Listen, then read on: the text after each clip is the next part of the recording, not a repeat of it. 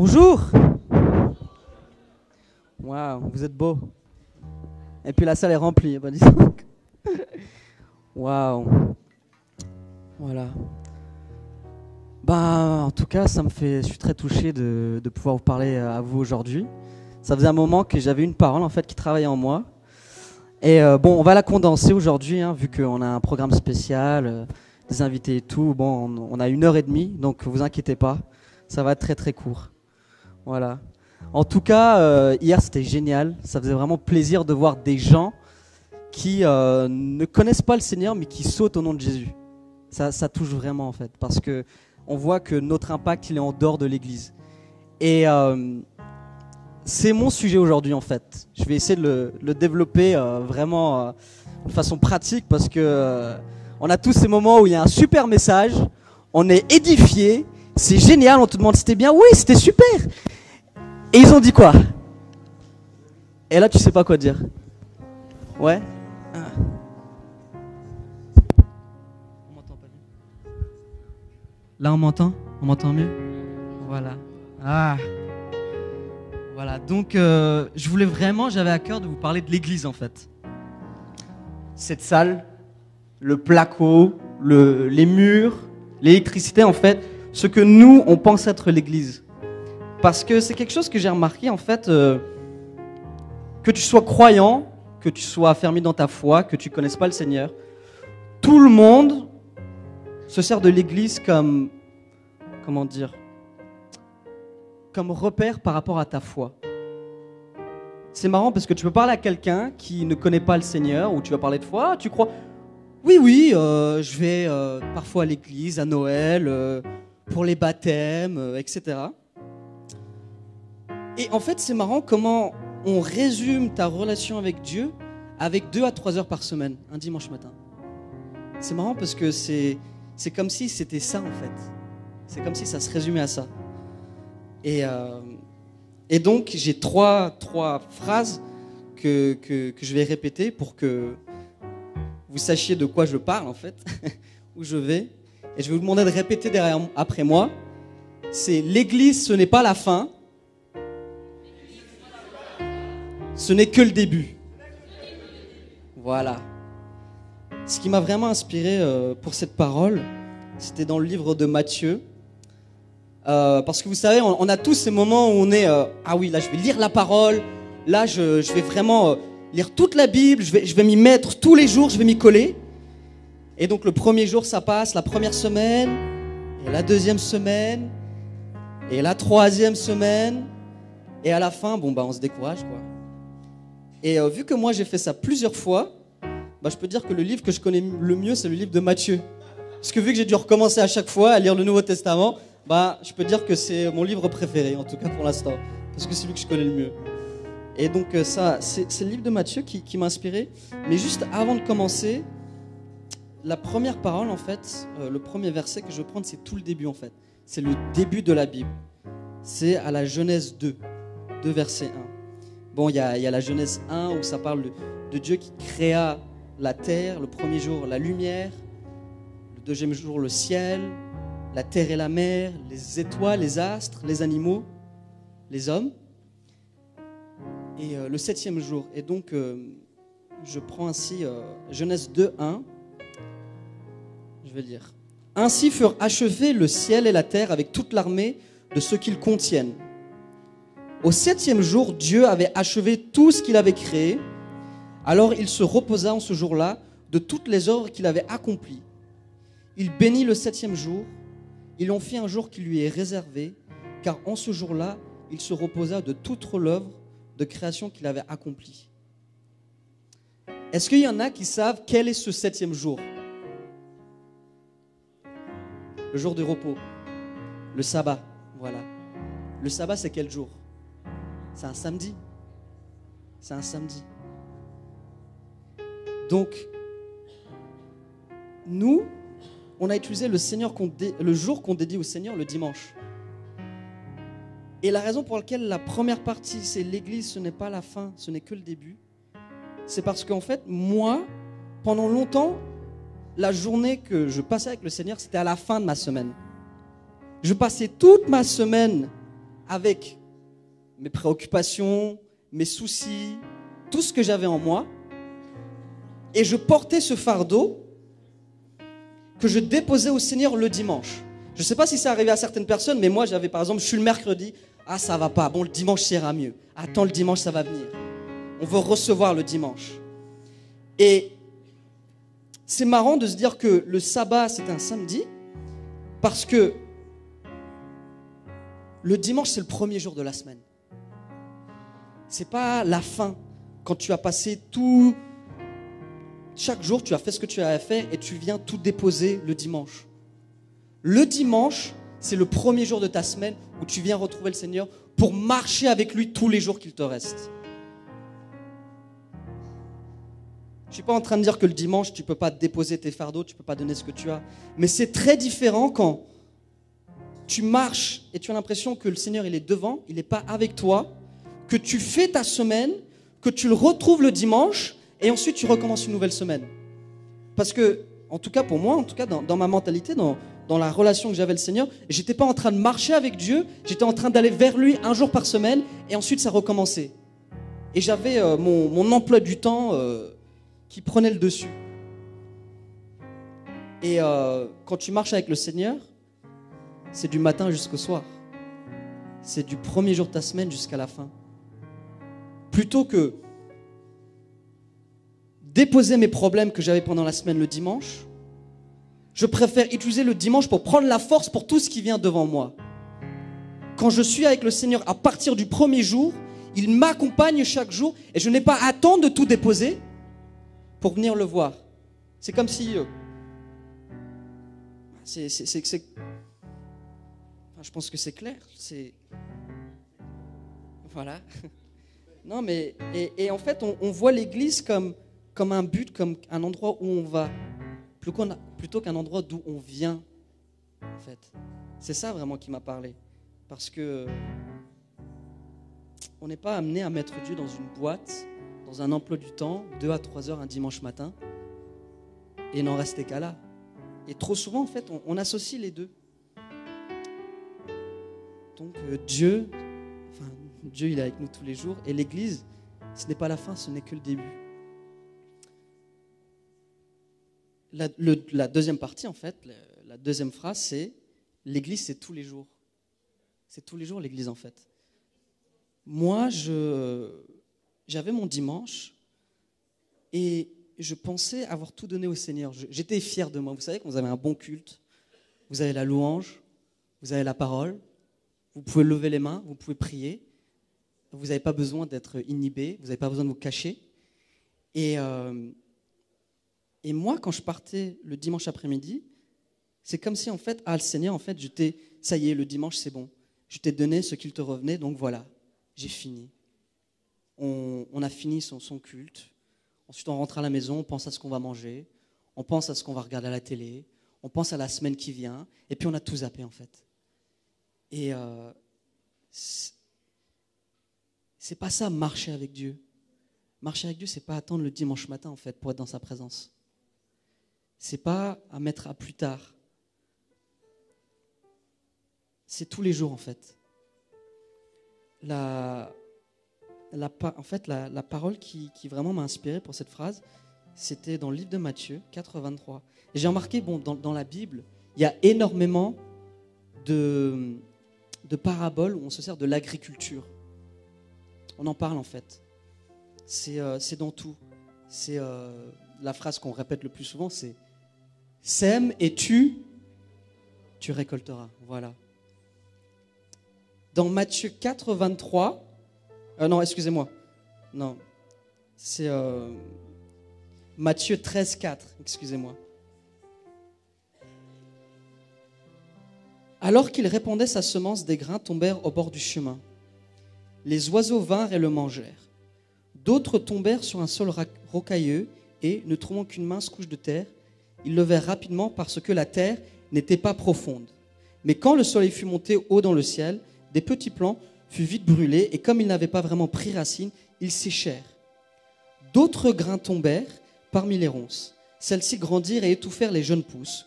D'autres grains enfin tombèrent sur la bonne terre et donnèrent du fruit avec un rendement de 100, 60 ou 30 pour un. Celui qui a des oreilles, qu'il entende. Et dans cette parole, en fait, Jésus parle du fait de comprendre la parole, en fait, de la garder avec soi. Et moi, ce qui m'a parlé davantage avec cette image, c'est qu'on parle constamment, en fait, de semer et de récolter, mais on ne parle pas de ce qui se passe entre les deux. Si vous connaissez l'agriculture, vous savez que c'est compliqué quand même. Quand tu as une semence, la terre, il faut la labourer. Il faut retirer les ronces, il faut retirer les cailloux. Il faut apporter de l'eau, il faut qu'il y ait du soleil. Et ça, nous, dans notre accompagnement, dans ce qu'on fait avec le Seigneur, les semences que tu reçois le dimanche, tout ça, tu dois le faire toute ta semaine. Sème et tu récoltes, mais ce n'est pas juste le dimanche en fait. C'est pas sème, prends une parole, tiens, prends une prière, prends une prophétie, et puis ça se fait tout seul, non? Parce que ce que tu reçois, il faut le nourrir. Ce que tu sèmes dans la vie de quelqu'un d'autre, il faut savoir où tu sèmes, ce que tu sèmes. Il ne s'agit pas de juste, j'ai prié pour toi, je t'ai donné une parole, prends la semence, et voilà. Est-ce que cette personne, elle a tous les éléments en fait pour que cette semence, elle arrive à moisson? Il est dit dans Matthieu 9, 37, alors qu'il dit à ses disciples, la moisson est grande, mais il y a peu d'ouvriers. Combien peuvent rester depuis la semence jusqu'à la moisson? Parce que c'est de ça qu'on parle en fait. Quand tu sèmes, ou quand tu as une semence, quand tu reçois, il faut l'entretenir. Ce n'est pas que pour toi. Il faut le redonner. Et je pense que c'est ça qu'on oublie en fait. Quand on a nos emplois du temps, quand on a en fait notre façon qui est cadrée par rapport au lundi au vendredi, notre week-end, nos soirées, nos familles en fait, et on oublie en fait que le Seigneur en fait il est là tous les jours, et que ce qu'on a reçu le dimanche, c'est pas juste j'ai reçu ça donc ça va s'accomplir. Est-ce que tu es en train de nourrir ta semence? Est-ce que tu as vérifié en fait que le sol dans lequel ta semence a été mise est dans un environnement en fait propice pour que ça puisse germer, pour que tu puisses récolter ta moisson en fait, de ce qui a été mis dans ta vie. L'église, c'est tous les jours. Et la dernière partie en fait, qui est la partie cruciale, parce que c'est un développement en fait. L'église, c'est pas que le dimanche, c'est pas qu'un jour par semaine, c'est tous les jours de la semaine. Mais c'est bien plus que ça. Et la parole qui m'a le plus touché, c'est dans Matthieu 14, 5. Vous êtes la lumière du monde. Une ville au sommet d'une colline n'échappe pas au regard. Il en est de même qu'une lampe, si on l'allume, ce n'est pas pour la mettre sous un boisseau. Au contraire, on la fixe sur un pied de lampe pour qu'elle éclaire tous ceux qui sont dans la maison. C'est ainsi que votre lumière doit briller devant tous les hommes, pour qu'ils voient le bien que vous faites et qu'ils attribuent la gloire à votre Père céleste. Tu n'es pas une lumière que le dimanche en fait. Le dimanche, tout est à disposition. Tu viens, tu pries, tu loues, tu reçois la parole. Et c'est facile d'allumer sa lumière le dimanche en fait. C'est facile de se sentir à l'aise pour pouvoir être qui tu es en Christ. Une lumière, ça ne brille pas là où on voit. Ça brille sur les ténèbres. Ça brille là où tu ne vois pas. Et c'est ça qui rend que c'est difficile de briller parfois quand tu es la seule qui doit allumer ta lampe dans une salle, dans ton travail, dans ta famille, là où tu es. On est appelé à être des lampes qui brillent à tout moment. Et trop souvent, en fait, on repose tout ça sur un dimanche, en fait, où on vient et on a l'impression d'avoir servi le Seigneur, en fait. On a l'impression de lui avoir donné ce qui lui est dû. c'est compliqué en fait de rentrer après l'église, au début en tout cas, de se dire « Ah, je vais continuer de louer, je vais continuer de prier, je vais continuer de lire la parole un dimanche après-midi. » Parce que tu as l'impression d'avoir déjà tout fait. Et puis on s'habitue, on a l'impression qu'on a fait ça pour toute la semaine. On vient peut-être un mercredi soir ou un vendredi. Bon, pour quelqu'un qui ne connaît pas l'église, si tu vas à l'église plusieurs fois par semaine, tu es un fanatique. Hein, mais l'église, c'est pas ça. L'église, c'est là, c'est toi. C'est qui tu es. Tu es appelé à être une lumière qui brille. Et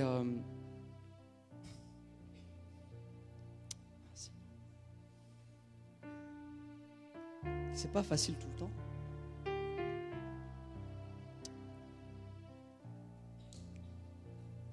Quand tu brilles, en fait, quand tu apportes la bonne nouvelle, tu apportes l'évangile du royaume, en fait, avec tous ses composants. Souvent, en fait, j'ai remarqué, je ne sais pas pour vous, moi, ce qui m'a amené au Seigneur, c'est dès que j'ai compris ce que c'était que la mort. Et quand j'ai compris qu'avec la vie éternelle, tu ne meurs pas, j'ai tout de suite donné ma vie à Jésus. Et je pense qu'il y en a plusieurs ici qui ont donné leur vie par rapport au salut, par rapport à l'évangile de la vie éternelle.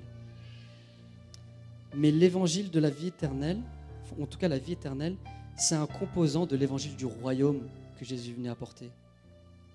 On n'est pas appelé à donner notre vie, à avoir la vie éternelle, à venir un dimanche matin, louer, adorer, jusqu'à ce que le Seigneur vienne nous prendre, parce qu'on a la vie éternelle. Et nous, on l'oublie parce que nous, en tant que chrétiens, on n'a plus de soucis. On sait ce qui vient après. Mais tant que tu es là, c'est pour apporter l'évangile du royaume. Il y a d'autres nations, il y a d'autres religions où eux, ils sont concentrés sur ce qui se passe ici. Et Jésus, quand il est venu apporter l'évangile du royaume, c'est pour qu'on s'occupe de ce qui se passe ici avant de penser à ce qu'il y a. La vie éternelle, tu l'as. Tu n'as pas à t'en préoccuper. Maintenant, sois une lumière. Sois une lumière. Ne mets pas Dieu dans une boîte, en fait. C'est pas un dimanche matin de 2 à 3 heures. L'église, c'est toi. Et c'est encourageant quand on voit, par exemple, ce qui s'est passé hier soir. On amène l'église aux gens. On sort d'ici. Parce que c'est ce qu'on est appelé à faire. Il n'y a pas tout le monde qui va venir, qui va se sentir à l'aise. Mais toi, là où tu es un émissaire, tu es un ambassadeur du royaume. N'est-ce pas? Donc ma parole d'encouragement, c'est vraiment de ne pas se limiter.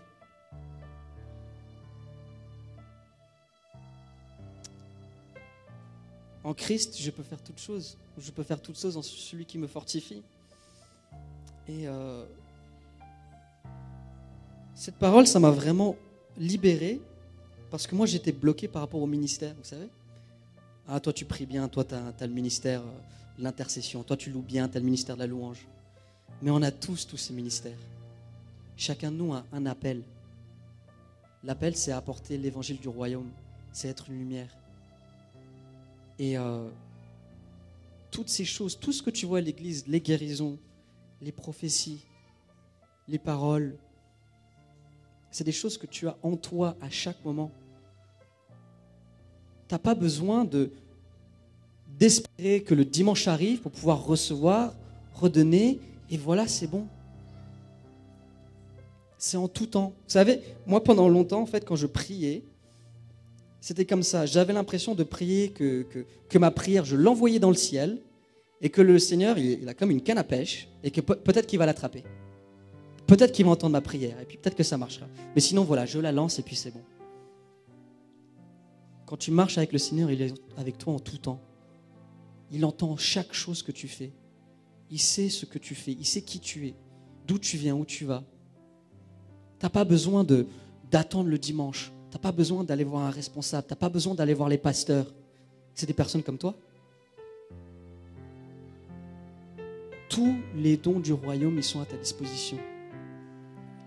Et tu ne vas pas débloquer quelque chose, tu ne vas pas récolter ta semence en attendant le dimanche. Si tu avances, si tu fais un pas le dimanche, et puis tu fais qu'un pas le dimanche, bah les 6 autres jours, tu fais un pas en arrière. Alors est-ce que tu vas avancer ou est-ce que tu vas reculer? Tu es l'Église. Vous êtes l'Église. Je suis l'Église. Tout ça, c'est rien en fait. Ça n'a que d'importance parce qu'on est là. Tous ensemble, toutes nos lumières brillent. Et le Seigneur, il voit ça. Et c'est fort. Mais là où tu es, fais briller ta lumière. On pense qu'on est trop faible en fait, qu'on peut pas, que tout ce qui est ici, c'est pas accessible en fait quand on est en dehors de ces murs. Mais tout ça, c'est rien. Tout ça, c'est rien. La Bible, c'est du papier et de l'encre. C'est quand tu, avec ta bouche, la parole en fait, qui la rend ce qu'elle est. Tout ce qu'on a en fait, ce n'est rien en fait. C'est quand ça sort de toi. C'est quand tu le vis. L'église, c'est pas la fin, c'est que le début. L'église, c'est pas l'objectif où tu viens parce que tu as donné ta vie, ça y est. Maintenant que j'ai donné ma vie, je viens à l'église, je suis un bon chrétien, je fais ce que j'ai à faire et je continue. Non. C'est que le début en fait. C'est là que le travail fait que commencer. Et tu n'as même pas besoin d'être dans une église comme ça pour commencer le travail. Il y en a plein, comme on a vu hier soir, il y en a plein en fait qui bougent, qui vont aux gens pour apporter l'évangile, pour apporter la louange, pour apporter Jésus. Et nous, on est tous appelés à être ça. L'église, ce n'est pas la ligne d'arrivée, c'est le point de départ, c'est d'où tu pars. C'est ce que tu emmènes tous les jours avec toi. Et plus important, en fait, c'est toi. Tu es l'église. Donc mon message d'encouragement, c'est vraiment en fait que tu le vives, que tu n'aies pas peur en fait de continuer l'élan que tu as ici, de ce que tu reçois ce matin, l'après-midi, le dimanche soir, le lundi matin. Parce que si tu n'es pas en train d'activer tout ce que tu reçois le dimanche, si tu n'es pas en train de le travailler, si tu n'es pas en train de passer du temps dans la présence, tu viens le dimanche et tu t'étonnes en fait que tu ne reçois pas. Je n'ai pas ma guérison, je n'ai pas ma bénédiction, j'ai toujours mes problèmes. Fais ce que tu as à faire, le Seigneur il s'occupe du reste. Et lui il s'occupe de tout en fait. Quelque part en fait c'est facile. C'est compliqué, mais c'est facile. Quand toi tu fais ta part, lui il s'occupe du reste. Donc voilà, ça c'était vraiment mon message. Juste la conclusion, c'est que c'est toi en fait l'église. Donc n'attends pas. N'attends pas. Voilà, soyez bénis.